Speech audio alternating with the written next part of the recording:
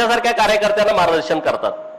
आणि नितेश राणे साहेब आज हिंदुत्वाचा विषय घेऊन महाराष्ट्रामध्ये काम करतायत, मोठ्या ताकदीनं काम करतायत, मोठ्या मेहनतीनं काम करतायत, सदाभाऊ शेतकऱ्यांचे नेते म्हणून महाराष्ट्रामध्ये काम करतायत। आणि आज पंकज भैयांना 12 हत्तीचं बळ येईल इतके मोठे दिग्गज नेते या कार्यक्रमासाठी उपस्थित आहेत। आपण सगळे भारतीय जनता पार्टीचे कार्यकर्ते आहोत, पडळकर गट भेट असलं काही नाही। भारतीय जनता पार्टी एके भारतीय जनता पार्टी, आपल्याला ताकदीनं काम करायचं आहे। महाराष्ट्रामध्ये युतीचं सरकार आहे आणि युतीच्या सरकारमध्ये माननीय एकनाथ शिंदे साहेब, देवेंद्र फडणवीस साहेबांच्या नेतृत्वामध्ये खूप जोरात काम सुरू आहे, ताकदीनं काम सुरू आहे।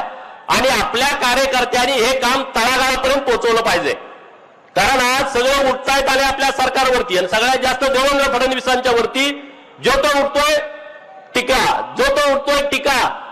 अरे देवेंद्र फडणवीसांच्या वरती एवढी लोक बोलतायत, मला वाटतंय त्या माणसामध्ये काहीतरी वेगळा दम आहे, म्हणून ही सगळी लोक त्यांच्यावरती तुटून पडतायत, त्यांच्यावरती तुटून पडतायत। काय कुठलाही विषय आला देवेंद्र फडणवीस, कुठलाही विषय आला देवेंद्र फडणवीस।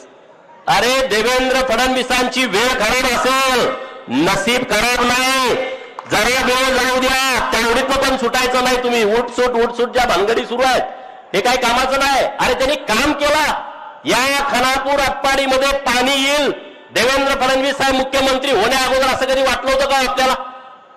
किती वर्ष आपण ऐकत होतो पाणी येणार, पाणी येणार, पाणी येणार।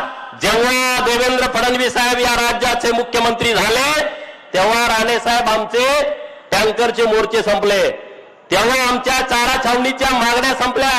आज इतका मोठा दुष्काळाची परिस्थिती होती तरी सुद्धा आमच्याकडे कुठली अडचण, खानापूर आटपाडीत काय मोजकी गाव आहेत की तिथं अजून पाणी जायचं आहे, बाकी सगळीकडचा दुष्काळ संपवला। हे का घडलं? हे कारण राज्यामध्ये मुख्यमंत्री देवेंद्रजी झाले आणि केंद्रातून आणि राज्यातून जवळपास महाराष्ट्रातल्या योजनांना एका वेळेस 50,000 कोटी रुपये त्यांनी उपलब्ध करून दिले।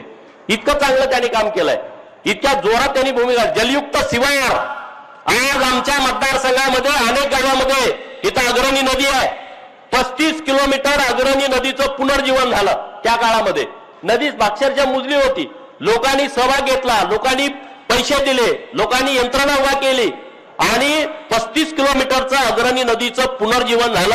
आज त्या भागामधल्या सगळ्या शेतकऱ्यांना त्याचा मोठा फायदा होताना दिसतोय। ही परिस्थिती आहे आपली, आज या विभागाची ही परिस्थिती आहे। महाराष्ट्रातले तर सगळे विषय आपण सगळेजण बघतोय, ताकदीनं सगळे विषय पुढे मार्गी लागतायत।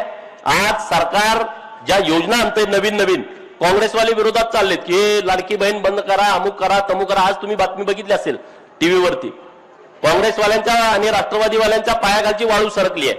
शरद पवारांचं तर तुम्हाला सगळ्यांना माहितच आहे कशा पद्धतीनं प्रकार सुरू आहे। मला खरं तर त्या लोकांची कीव वाटते की जे शरद पवारांच्या पार्टीमध्ये प्रवेश करतायत। अरे 2024 ला शरद पवारांच्या राष्ट्रवादीचं हे शेवटचं इलेक्शन आहे, 2029 ला ही पार्टी राहणार नाही। 2029 नंतर तुम्ही कुठल्या पार्टीमध्ये जाणार याचा पहिला विचार करा। आज तुम्ही ज्या पद्धतीनं जाताय, पवारांचं राजकारण हे एकतर जातीवादावरती, एकतर भावनिकतेवरती किंवा भांडण लावण्यावरती अवलंबून आहे। त्यांचं राजकारण दुसऱ्या विषयावरती होऊ शकत नाही। आज महाराष्ट्रातली काय परिस्थिती आहे? अरे हा भारत देश जेव्हा जेव्हा अडचणीत आला तेव्हा महाराष्ट्र ताकदीनं भारताबरोबर उभा राहिला। भारतामध्ये कुठली एबीपी माझा, उघडा डोळे बघा नीट।